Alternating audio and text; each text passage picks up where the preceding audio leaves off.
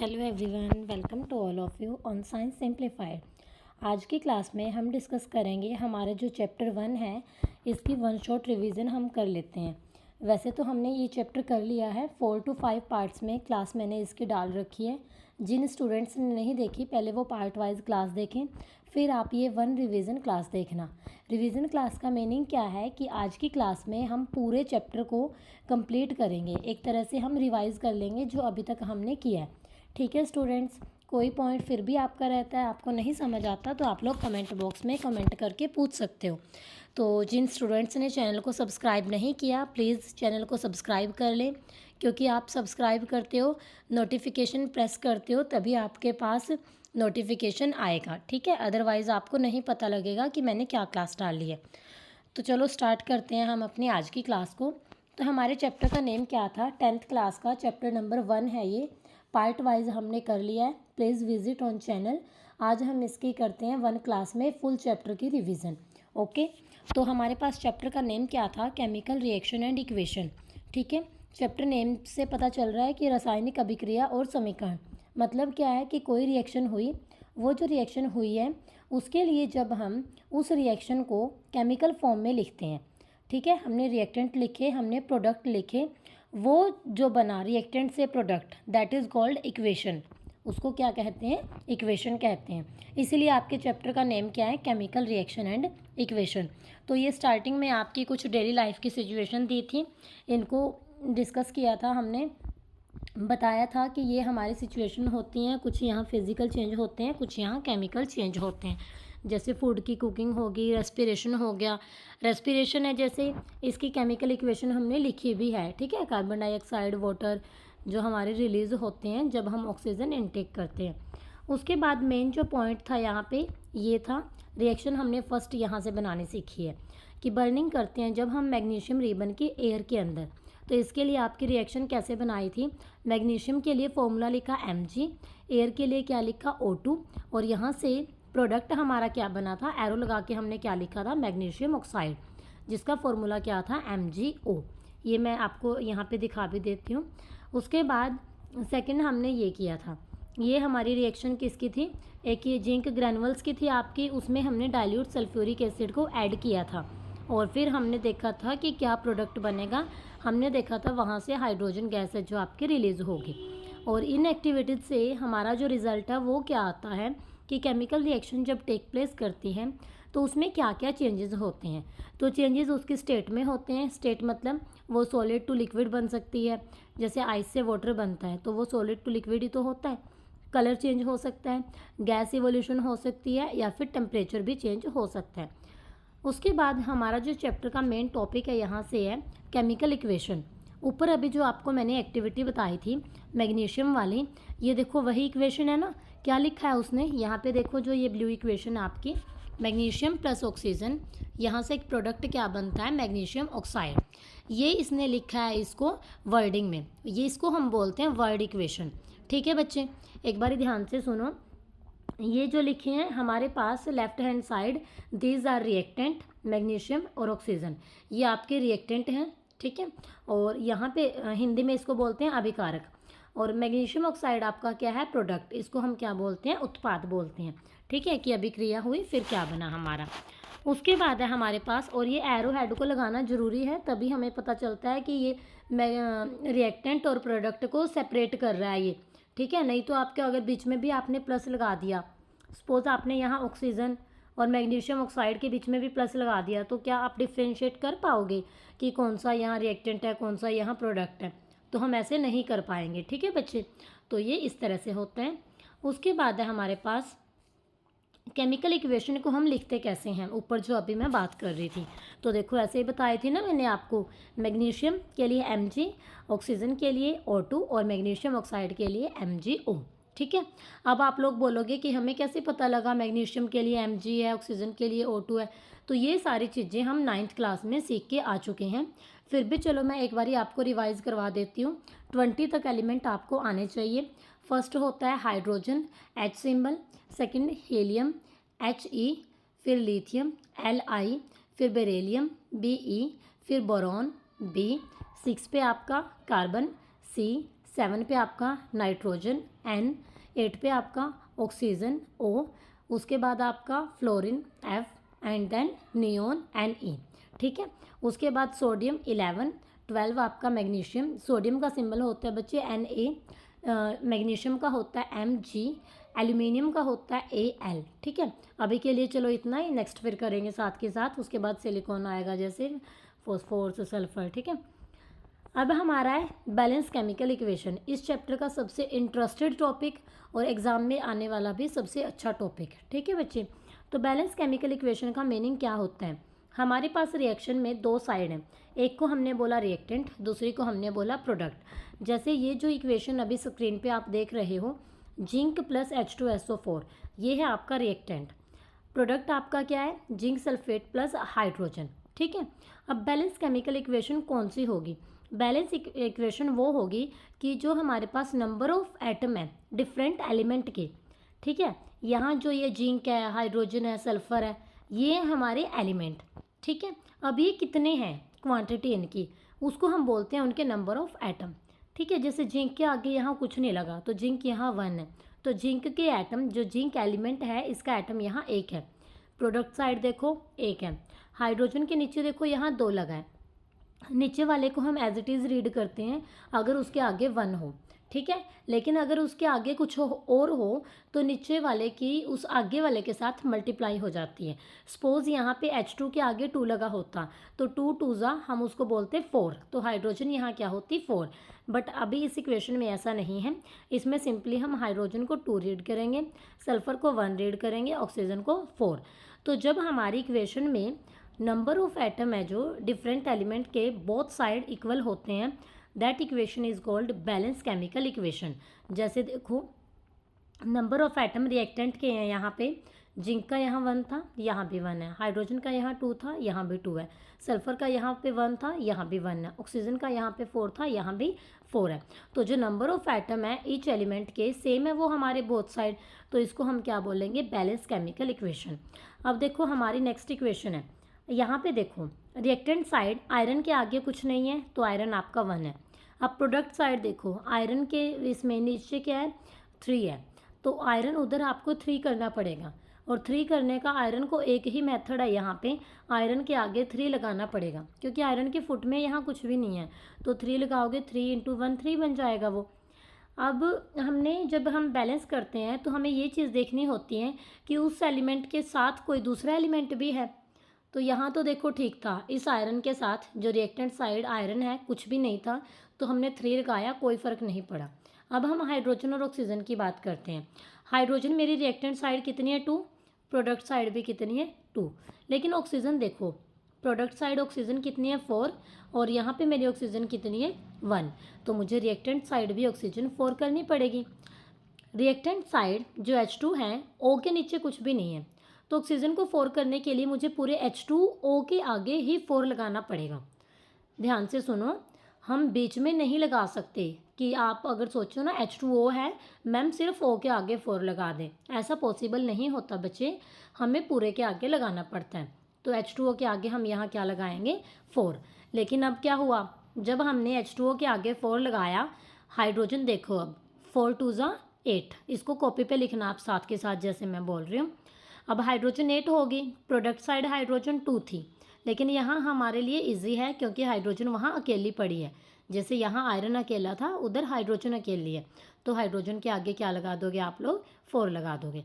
तो product side hydrogen के आगे 4, और रिएक्टेंट साइड क्या चेंज किए हैं? आयरन के आगे 3 और H2O के आगे 4। आई थिंक अब ये बैलेंस हो गई है, ठीक है, हाँ हो गई है। देखते हैं अब सॉल्यूशन में इन्होंने कैसे कर रखा है। अब इन्होंने काफ़ी स्टेप लिख रखे हैं, देखो पहले ऐसे बताया है जैसे मैंने आपको बताया था, फिर इन्होंने बताया कि इसको ऐसे ऐसे करेंगे। अब हम अपनी लास्ट इक्वेशन देख लेते हैं बैलेंस करने के बाद। ये देखो ऐसे ही है ना, सेम जैसे मैंने करवाई है।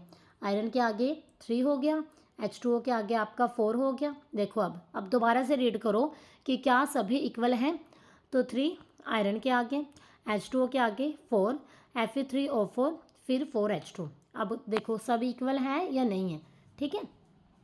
उसके बाद है हम नेक्स्ट जो यहाँ पे एक चीज़ और देखते हैं, जब हम इक्वेशन लिखते हैं हम सिंबल लिखते हैं उनकी फिजिकल स्टेट के। जैसे देखो ये जो इक्वेशन है बैलेंस इक्वेशन ये 1.10, यहाँ पे इन्होंने ब्रैकेट में कहीं एस लिख दिया, कहीं पे जी लिख दिया, कहीं एस कहीं जी। इन एस जी एल का क्या मीनिंग होता है? तो हम गैसेस के लिए यूज करते हैं स्मॉल जी, लिक्विड के लिए हम यूज़ करते हैं स्मॉल एल, एक्वस के लिए यूज़ करते हैं हम ए क्यू, सॉलिड के लिए हम यूज़ करते हैं एस। ठीक है, एक्वस के लिए ए क्यू, सॉलिड के लिए एस, गैसेस के लिए जी, लिक्विड के लिए एल। ठीक है बच्चे, उसके बाद रिएक्शन की कंडीशंस होती हैं, जैसे उसको टेम्परेचर कितना दिया, प्रेशर कितना दिया, कोई कैटालिस्ट यूज़ हुआ है, तो वो भी हम एरो से दिखाते हैं, एरो को ऊपर करके या फिर एरो को नीचे करके। अब जैसे ये हमारी रिएक्शन दे रखी है, कार्बन मोनोऑक्साइड गैसियस में है, हाइड्रोजन गैसियस में है, और 340 एटमॉस्फेयर हम यूज़ करते हैं प्रेशर के लिए।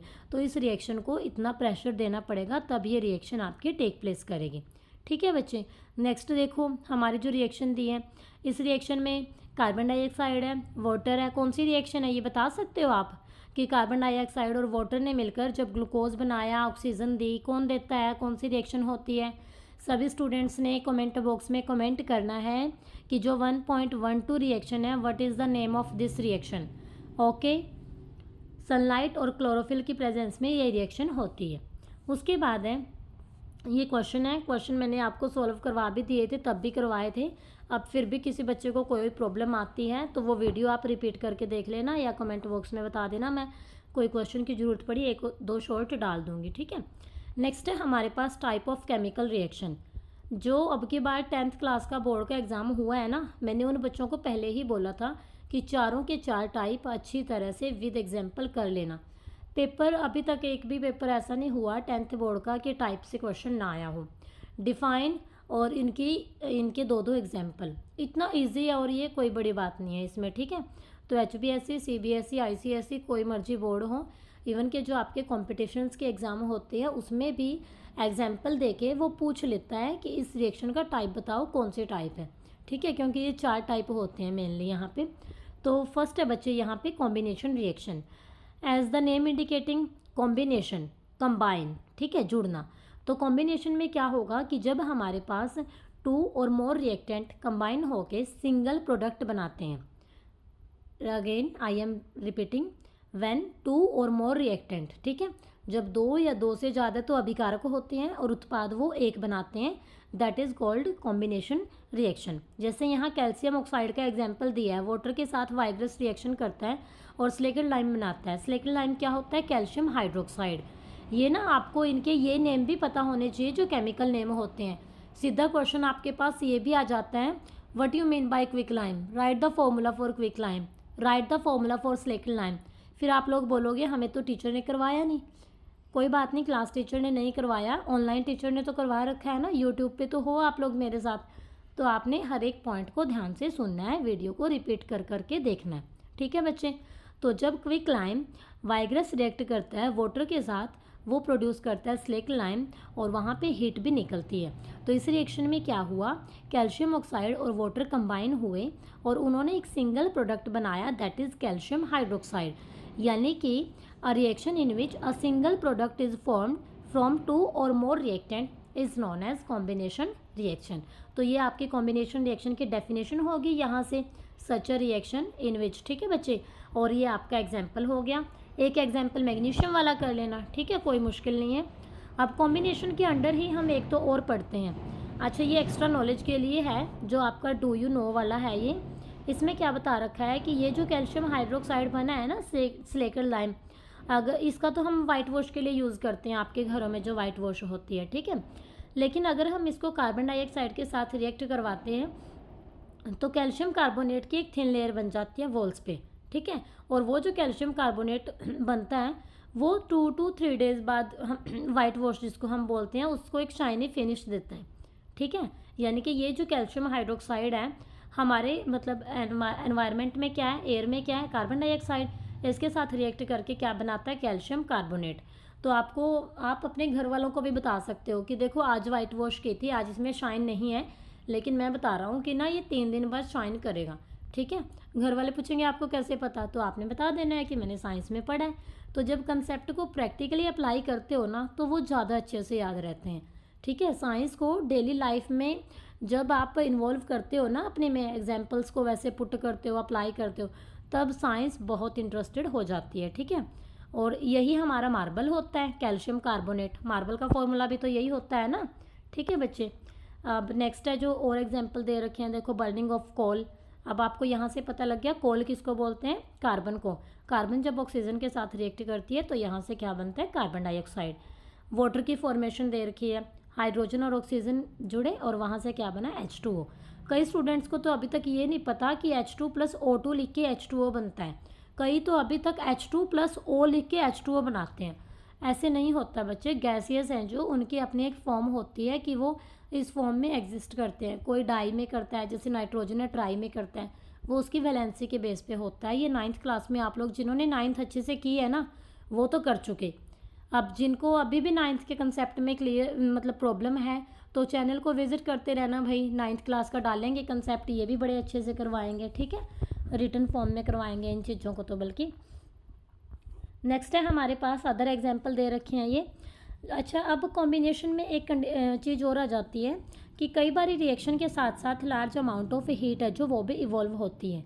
इससे जो रिएक्शन का मिक्सचर है वो वार्म हो जाता है। और ऐसी रिएक्शन जिसमें हीट भी निकलती है फॉर्मेशन ऑफ प्रोडक्ट के साथ साथ, उसको हम बोलते हैं एक्सोथर्मिक रिएक्शन। देखो थर्म वर्ड आता ही हीट के लिए है, एक्सोथर्म। एक्सो बाहर निकलना, थर्म हीट, है ना। थर्मोमीटर नहीं बोलते हैं हम, हीट को चेक करता है, टेम्परेचर को, तो इसीलिए तो वो हीट का मीनिंग, थर्म से मीनिंग ही हीट होता है आपका। ठीक है बच्चे। अब यहाँ पे बोल रहा है कि do you know that respiration is an exothermic process. कभी भी देखा है आपने कि आप लोग सांस लेते हो ऐसे ना अपनी नाक के आगे, अभी बैठे बैठे 2 मिनट के लिए हाथ लगा के देखो, क्या आपको वहाँ से हीटिंग फील होती है? ओके। और फिर मुझे बताना कमेंट बॉक्स में कि यस मैम, ये तो हमें आज ही पता लगा। ठीक है। तो रेस्पिरेशन एक्सोथर्मिक होती है। कैसे होती है? क्योंकि हम क्या करते हैं, जो भी हम खाना खुना खाते हैं, हमें एनर्जी चाहिए होती है, खाने से मिलती है हमें। और जब वो खाना डाइजेस्ट होता है तो फूड है जो हमारा सिंपल सब्सटेंस में ब्रेक हो जाता है। ठीक है, जितना भी हम फूड लेते हैं, कुछ भी पोटैटो वगैरह, और हमारे फूड में होते हैं कार्बोहाइड्रेट। और कार्बोहाइड्रेट किस में ब्रेक होते हैं, ग्लूकोज में टूटते हैं। और ग्लूकोज फिर जो C6H12O6 है, ये कंबाइन करती है ऑक्सीजन के साथ। हाँ ठीक है ना, हमारी ऑक्सीजन सेल्स में होती है ना, हमारी बॉडी की सेल्स में ऑक्सीजन के साथ ही है सब कुछ, ऑक्सीजन बिना तो कुछ भी नहीं है। तो ऑक्सीजन के साथ ये कंबाइन होती है, यहाँ से बनता है कार्बन डाइऑक्साइड, वाटर और साथ में एनर्जी। ये जो एनर्जी निकलती है ये हीट की फॉर्म में निकलती है। वाटर देखो लिक्विड है, कार्बन डाइऑक्साइड के ब्रैकेट में क्या लिखा है, एक्वा है। ठीक है, ऑक्सीजन के ब्रैकेट में भी क्या लिखा है, एक्वा है। तो ध्यान देना है। अच्छा, इसके ऊपर हमने एक रिएक्शन की थी जिसका मैंने कमेंट बॉक्स में आपको नेम लिखने को बोला था। इस रिएक्शन में उस रिएक्शन में कोई सिमिलैरिटी है? देखना जरा ध्यान से देखना उस रिएक्शन पे जाके और इस रिएक्शन में, ये दोनों बिल्कुल रिवर्स रिएक्शन है। ठीक है, तो मैंने उसका नाम आपको पूछा था, अब आपको बिल्कुल समझ आ गया होगा प्लांट्स क्या करते हैं। ठीक है, उसके बाद है जो डिकम्पोजिशन होता है वेजिटेबल मैटर का कंपोस्ट में, यानी कि हिंदी में बोलूँ मैं इसको अगर, जो सब्जियों से फलों से जो खाद बनता है, तो वो भी किसका एग्जाम्पल है, एक्सोथर्मिक रिएक्शन का, क्योंकि उसमें भी हीट है जो इवॉल्व होती है। ओके बच्चे, नेक्स्ट है हमारे पास, फर्स्ट हो गया कॉम्बिनेशन। सेकंड जो टाइप की रिएक्शन है that is decomposition reaction. Decomposition is completely reverse from combination reaction. क्या बोला मैंने कि जो आपकी डीकम्पोजिशन रिएक्शन है वो आपकी बिल्कुल उल्टी है कॉम्बिनेशन से। कॉम्बिनेशन को बोलते हैं संयोजन, जुड़ना। डीकम्पोजिशन को बोलते हैं वियोजन, यानी कि टूटना। ठीक है, इसको बोलते हैं टूटना। अब क्या टूटेगा, अभिकारक किस में टूटेगा, उत्पाद में, यानी कि रिएक्टेंट है जो ब्रेक होगा प्रोडक्ट में। रिएक्टेंट है जो आपका वो ब्रेक डाउन हो जाएगा प्रोडक्ट में। वहाँ पे हमने बोला था 2 or more reactant combine in form a single product. यहाँ पे क्या होगा, 1 reactant will break to form 2 or 3, या फिर 2 और मोर लिख दो बस, 3 भी क्या बोलना, रिएक्टेंट। ठीक है बच्चे, तो यहाँ पे देखो ये एक्टिविटी दिखा रखी है फेरस सल्फेट वाली, और यही रिएक्शन दिखा रखी है नीचे।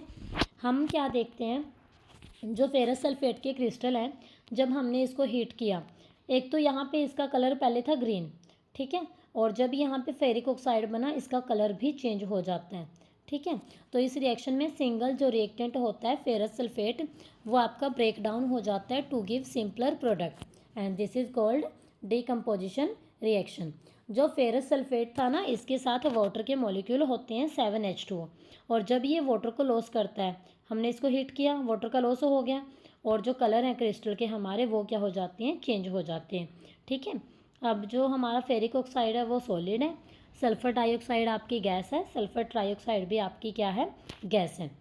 एक और एग्जांपल कर लो कैल्शियम कार्बोनेट का।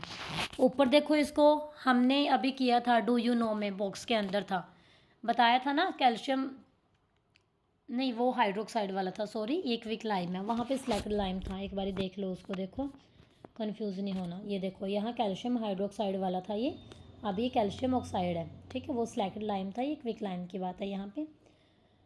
ठीक है बच्चे, कैल्शियम कार्बोनेट आपका ब्रेक होगा किसमें, क्विक लाइम में, यानी कि CaO प्लस CO2। दूसरा है हमारे पास एग्जाम्पल थर्मल डीकम्पोजिशन।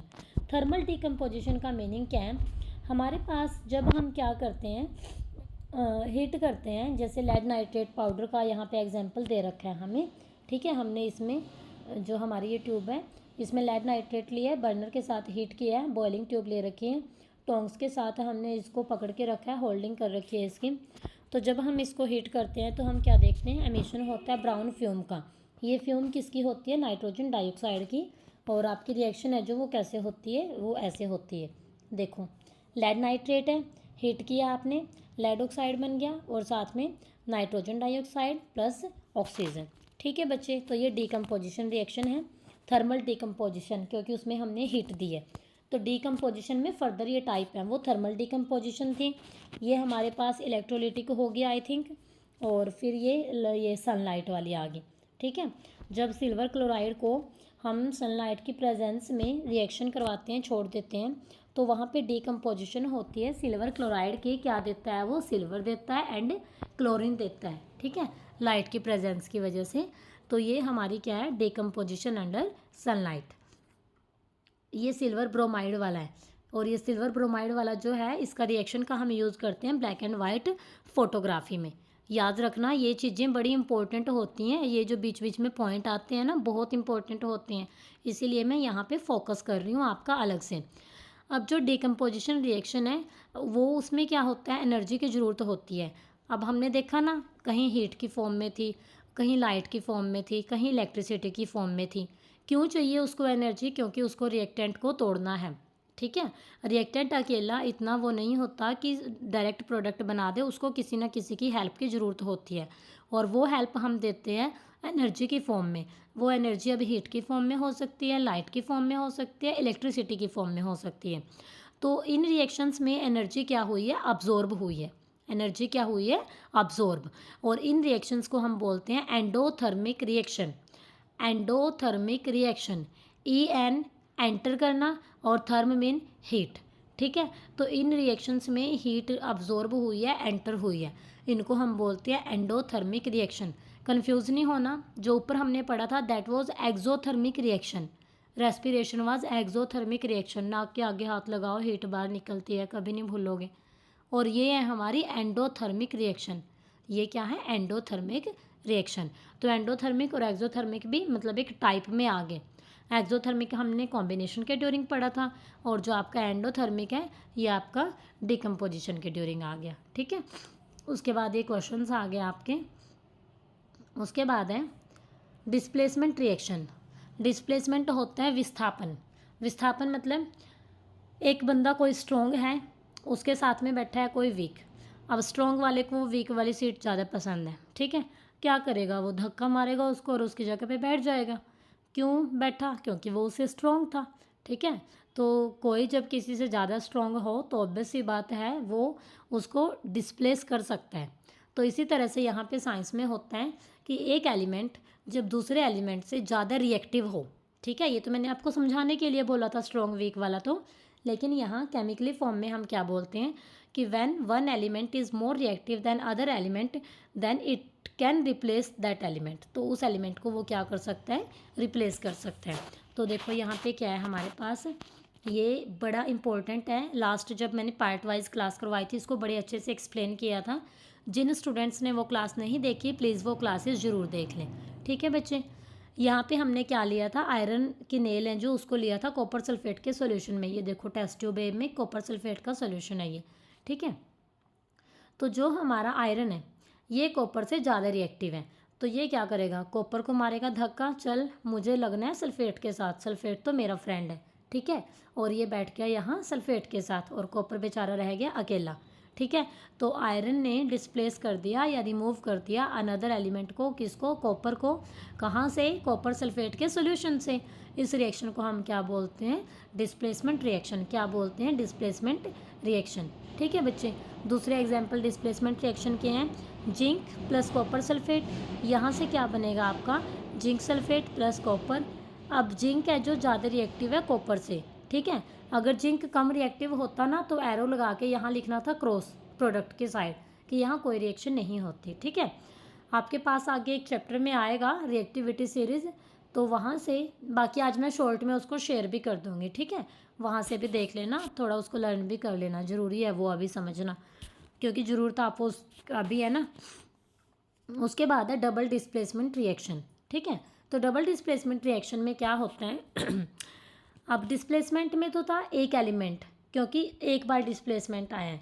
अब डिस्प्लेसमेंट के आगे यहाँ क्या लग गया, डबल लग गया ना, तो यानी कि यहाँ तो ज़्यादा ही मतलब डबल की ही बात होगी है, दो की बात होगी यहाँ पे।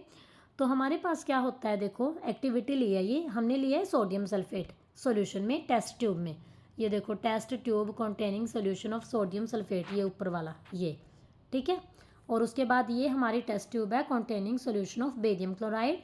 और जब हमने इनको मिलाया है तो यहाँ से हमारा क्या होगा, डबल डिस्प्लेसमेंट रिएक्शन होगी। हम यहाँ पे क्या देखेंगे, एक वाइट सब्सटेंस बनता है जो इनसॉल्युबल होता है वाटर में, और इनसॉल्युबल जो वाटर में होता है उसको हम बोलते हैं प्रेसिपिटेट। क्या बोलते हैं हम उसको, प्रेसिपिटेट। तो ऐसी रिएक्शन जिसके अंदर प्रेसिपिटेट बनता है उसको हम क्या बोलते हैं, प्रेसिपिटेशन रिएक्शन।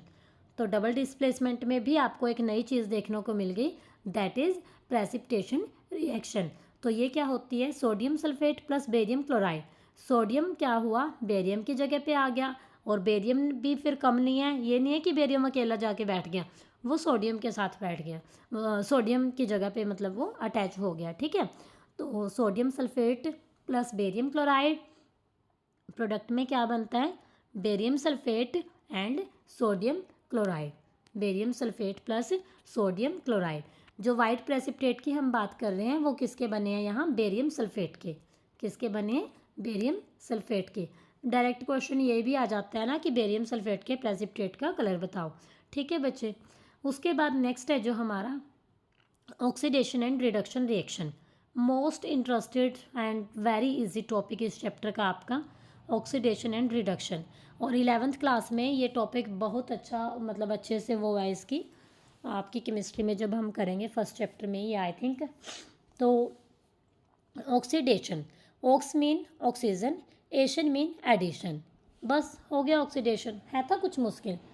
ऑक्सीडेशन में क्या होता है, ऑक्सीजन का ऐड होना। ठीक है, हाइड्रोजन का इससे उल्टा काम होता है, बस हाइड्रोजन क्या होगा फिर, रिमूवल। हाइड्रोजन का क्या होगा यहाँ से, रिमूवल। तो ऑक्सीडेशन रिएक्शन वो रिएक्शन होती हैं जिसमें एडिशन ऑफ ऑक्सीजन होता है। जैसे ये देखो नीचे एग्जांपल दिया है, कॉपर ऑक्सीजन का एडिशन कर दिया, कॉपर ऑक्साइड बन गया। ठीक है, तो ये क्या होगी, ऑक्सीडेशन रिएक्शन होगी। कितना इजी है ना। अब बात करते हैं रिडक्शन की, साथ के साथ इसमें ये पॉइंट भी याद करना है, रिमूवल ऑफ हाइड्रोजन। ठीक है, समझते हैं वो भी आगे धीरे धीरे। देखो ये जो कॉपर ऑक्साइड बना है इसमें से हाइड्रोजन गैस को जब पास किया यानी कि हीट दी इसको, तो यहाँ से क्या बनता है, कॉपर प्लस में आपका क्या बनेगा, वाटर। तो जब कोई भी सब्सटेंस ऑक्सीजन को गेन तो करता है उसको तो हम बोलते हैं कि वो ऑक्सीडाइज हुआ है, लेकिन वो ऑक्सीजन का लॉस करता है तो उसको हम बोलते हैं वो रिड्यूस हुआ है। क्या बोलते हैं उसको हम, रिड्यूस हुआ है। ठीक है, तो देखो कॉपर ऑक्साइड में जब हाइड्रोजन को ऐड किया, हीट दी रिएक्शन को, तो कॉपर ऑक्साइड से ऑक्सीजन है जो हमारी वो लॉस होगी, तो यहाँ पे सिर्फ कॉपर बना। तो copper oxide is reduced to form copper. Repeat करूँ, copper oxide is reduced to form copper. और हाइड्रोजन के साथ देखो ऑक्सीजन ऐड हो गई, तो hydrogen is oxidize to form water. Hydrogen क्या हुई है, ऑक्सीडाइज। तो बस ये कंसेप्ट है सारा। और एक ही रिएक्शन में अगर हमारा गेनिंग ऑफ ऑक्सीजन भी हो, रिमूवल ऑफ हाइड्रोजन भी हो, जैसे ऊपर यही हुआ है ना, लॉस ऑफ ऑक्सीजन भी हो गया और एडिशन ऑफ ऑक्सीजन भी हो गया, तो इसको हम क्या बोलेंगे, ऑक्सीडेशन और रिडक्शन आपके इकट्ठे हो गए यहाँ पे। तो ऑक्सीडेशन और रिडक्शन जब आपके एक ही रिएक्शन में हो जाते हैं उसको हम बोलते हैं ऑक्सीडेशन रिडक्शन रिएक्शन, या फिर उसका दूसरा नाम होता है रेडॉक्स रिएक्शन, REDOX, रेडॉक्स। अब देखो इसको समझो अच्छे से। रेडॉक्स में 5 लेटर, RED 3 लेटर हैं जो रिडक्शन के लिए, RED रिडक्शन, और जो लेटर 2 हैं OX ये हमारे किसके लिए, ऑक्सीडेशंस के लिए। ठीक है, ये 2 एग्जाम्पल और दे रखे हैं, अभी हम एक क्वेश्चन में भी समझेंगे ऑक्सीडेशन रिडक्शन वाला। उसके बाद है इस चैप्टर का हमारा लास्ट कंसेप्ट है ये। ठीक है बच्चे, बेसिक सा कंसेप्ट है ये, पहले भी आप बहुत बारी पढ़ते हो ये। इसमें हमारे पास कोरोजन, कोरोजन को मैं सिंपल लैंग्वेज में बोलूँ जंग लगना। ठीक है, लोहे को जंग लगते देखा है ना सभी ने, रस्टिंग ऑफ आयरन, दूसरे भी और भी बहुत मटेरियल होते हैं उनकी भी रस्टिंग हो जाती है। ठीक है, जब हम किसी भी मेटल को मॉइस्चर, एसिड, वाटर के कांटेक्ट में छोड़ देते हैं तो वो इजीली कोरोइड हो जाता है। ठीक है, इस प्रोसेस को हम बोलते हैं कोरोजन। जैसे सिल्वर आप लोग बच्चे भी डाल के रखते हो आजकल, कड़ा वगैरह डालते हो हाथों में, देखा है वो ब्लैक हो जाता है, तो वो भी कोरोजन है हमारा। या जो घर में हम कॉपर के जो वेसल है यूज़ करते हैं, बर्तन आजकल यूज़ करते हैं, तो वो उनके ऊपर हमारी ग्रीन कोटिंग आ जाती है। ठीक है, किचन में जाके देखना अपने में, तो वो भी कोरोजन का ही एग्जाम्पल है। ठीक है, कोरोजन की वजह से जो ये इतने मतलब बड़े बड़े आर्टिकल्स हैं ना, ब्रिजेस वगैरह, आयरन रेलिंग वगैरह, और ये जो से अपने मेटल्स की बनी हुई चीज़ें होती हैं, तो इनका बहुत लॉस हो रहा है, आए दिन बहुत ज़्यादा लॉस हो रहा है। तो बल्कि इसके मतलब जो ऑप्शनल है जो वो भी देखने की कोशिश की जा रही है, लेकिन अभी तक इतना बेस्ट कोई है भी नहीं कि जितनी हमारी मतलब लॉन्ग लाइफ आयरन की है उतनी और मटेरियल की किसी की नहीं है। ठीक है, उसके बाद है रेंसिडिटी। रेंसिडिटी का भी क्वेश्चन आया था पेपर में, याद है मेरे, मैंने बच्चों को बताया भी था। इसमें आपका एग्जाम्पल दे रखा है चिप्स वाला शायद, और उसमें बस वो कुछ और लिख दिया होगा उसने, साल्टी में नमकीन वगैरह दे रखा था शायद। तो रेंसिडिटी क्या होती है, सुनो ध्यान से। जैसे आप लोग दुकान से कोई चीज़ लेके आते हो जो पैकेट में होती है, अगर आपने ध्यान दिया हो कि जब आप उसको खोलते हो आपने साथ के साथ खा लिया, ठीक है, बड़ा अच्छा टेस्ट है, आपने एक लेके ठीक है रख दिया, उसको भूल गए आप, आपको 1-2 घंटे बाद याद आता है कि यार मैंने तो वो पैकेट रखा था, मैंने तो चिप्स खाने थे। क्या उस चिप्स का टेस्ट वही रहेगा जो चिप्स का टेस्ट आपने पहला लिया था, 1-2 खाए थे जो, वो नहीं होता। तो इस चीज़ को ही हम क्या बोलते हैं, रेंसिडिटी। ठीक है, यानी कि हमारे पास क्या होता है कि जब हमारे जो ये फैटी सब्सटेंस हैं या ऑयल से बने हुए हैं, जब ये एयर के कांटेक्ट में आ जाते हैं, एयर के कांटेक्ट यानी कि ऑक्सीजन के कांटेक्ट में आना, अभी आपको बताया था ऑक्सीजन ऐड होना यानी कि ऑक्सीडाइज होना, तो इनकी जो स्मेल और टेस्ट है वो क्या हो जाती है, चेंज हो जाती है। तो जो सब्सटेंस को हम ऑक्सीडेशन से बचाने के लिए यूज़ करते हैं, फूड के अंदर ऐड करते हैं, एंटीऑक्सीडेंट हम उनको बोलते हैं, तो इसको हम क्या बोलते हैं, ये रिएक्शन को मतलब ऑक्सीडेशन को स्लो डाउन करते हैं। ठीक है, तो वो जो आपके चिप्स वगैरह के पैकेट होते हैं उनमें नाइट्रोजन गैस की फिलिंग की होती है, इसीलिए वो जब तक पैकेट बंद है ख़राब नहीं होते, जैसे ही आपने उसको खोला वो ख़राब हो गए। लेकिन अगर आप उसको खोलने के बाद भी एयर टाइट कंटेनर में रख देते हो, एयर टाइट मतलब उसके अंदर एयर एंटर नहीं करेगी, ठीक है, तो फिर भी वो ख़राब नहीं होंगे। तो रेंसिडिटी यही होता है कि फैट्स और ऑयली जो सब्सटेंस है वो ऑक्सीडाइज हो जाते हैं, रेंसिड हो जाते हैं, उनकी टेस्ट और स्मेल है जो वो चेंज हो जाती है, that is called rancidity. Rancidity से बचाने के लिए हमें उसके अंदर एंटीऑक्सीडेंट डालने चाहिए, जैसे नाइट्रोजन फॉर एग्जांपल। ठीक है बच्चे, तो ये आपका चैप्टर है जो कंप्लीट हो गया। यहाँ से मैं आपको एक क्वेश्चन करवाना चाहती हूँ क्योंकि ज़्यादातर बच्चे इस क्वेश्चन में कंफ्यूज होते हैं।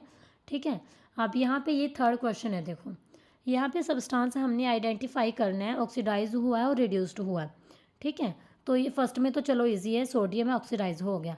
सेकंड में देखो वही एग्जांपल है ना, ये मैं एक बार फिर से रिवाइज करवा रही हूँ, कॉपर ऑक्साइड प्लस हाइड्रोजन, यहाँ से बना कॉपर प्लस वाटर, कॉपर के साथ ऑक्सीजन थी, प्रोडक्ट में देखो नहीं है, तो हमने क्या कहा था कि जब लॉस ऑफ ऑक्सीजन हो दैट इज़ कॉल्ड रिडक्शन, तो आप इसको कैसे लिखोगे, copper oxide is reduced to form copper, copper oxide is reduced to form copper, and hydrogen is oxidise to form water, hydrogen is oxidise to form water. तो इस तरह से ये आपका हो जाएगा। चैप्टर कंप्लीट हो चुका है, पार्ट्स में भी हो गया, वन शॉट रिवीजन भी होगी, व्हाट यू हैव लर्नड आपने करना है, एक्सरसाइज आपने करनी है। और आई थिंक कम्युनिटी में मैंने ये क्वेश्चन पोस्ट किया था स्टार्टिंग में जब ये चैप्टर करवाया, और अभी तक मुझे नहीं लगता किसी स्टूडेंट ने इसका आंसर दिया है। तो जिन स्टूडेंट्स ने चैनल पे विजिट किया है तो कम्युनिटी पोस्ट में ये क्वेश्चन देखना और इसका आंसर देना, ठीक है बच्चे। सेकंड जो क्वेश्चन है इसका देखो आंसर क्या होगा, आयरन ऑक्साइड प्लस एल्यूमिनियम। यहाँ आयरन ने एल्यूमिनियम को डिस्प्लेस कर दिया, सीधा सा पता लग रहा है कौन सी रिएक्शन होगी, डिस्प्लेसमेंट, क्योंकि ना तो ये कॉम्बिनेशन है बिकॉज प्रोडक्ट दो बने हैं, ना ये डबल डिस्प्लेसमेंट है क्योंकि एल्यूमिनियम अकेला है, एल्यूमिनियम के साथ कुछ नहीं है, तो ना ये डिकम्पोजिशन है क्योंकि वहाँ पे एक नहीं है, रिएक्टेंट ज़्यादा है, ठीक है। तो ये डिस्प्लेसमेंट ही बची अपने। जब हाइड्रोक्लोरिक एसिड को ऐड करते हैं आयरन में तो क्या होता है, आयरन क्लोराइड बनता है और हाइड्रोजन गैस प्रोड्यूस होती है, ठीक है बच्चे, फर्स्ट ऑप्शन आ जाएगा। बैलेंस केमिकल इक्वेशन बतानी है, ये बैलेंस करने हैं, सिक्स्थ में भी यही, सेवन्थ एट्थ बैलेंस वाला है। एक्जोथर्मिक एंडोथर्मिक देखो कितना डिटेल में बताई है, एक्जोथर्मिक होगा जिसमें हीट रिलीज होती है और रेस्पिरेशन बता देना, एंडोथर्मिक होता है जिसमें हीट हमने दी है उनको, ठीक है, जैसे वो सिल्वर क्लोराइड था, सिल्वर ब्रोमाइड था, लाइट की फॉर्म में, हीट की फॉर्म में। डिकम्पोजिशन रिवर्स क्यों है, कॉम्बिनेशन के बीच में ही मैंने आपको बता दिया है। डिकम्पोजिशन के लिए रिएक्शन लिखनी है, वही तीनों रिएक्शन लिख देना, वहाँ पे हीट की भी थी, लाइट की भी थी, इलेक्ट्रिसिटी की भी थी, ठीक है।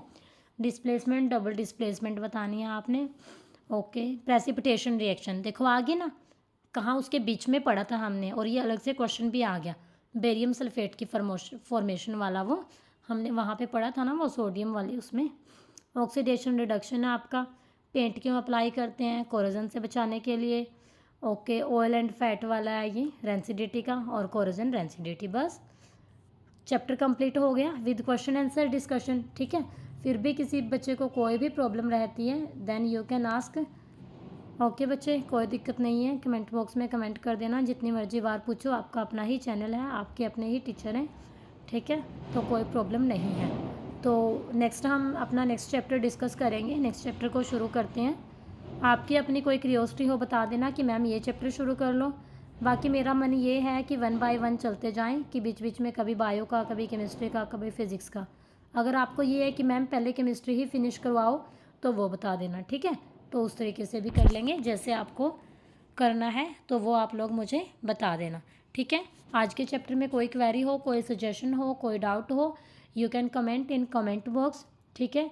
और हमारा एक व्हाट्सएप का चैनल भी है, जिन बच्चों के पास अभी बुक्स नहीं है, ये चैप्टर की PDF मैं वहाँ पे शेयर कर दूँगी। स्टूडेंट्स आप व्हाट्सएप चैनल को फॉलो कर लेना, चैनल के अबाउट में डिस्क्रिप्शन में मैंने लिंक दे रखा है, इसके और भी कई वीडियो के डिस्क्रिप्शन में दे रखा है, इसके मैं भी दे दूँगी, ठीक है बच्चे। So stay connected with science simplified, thank you very much.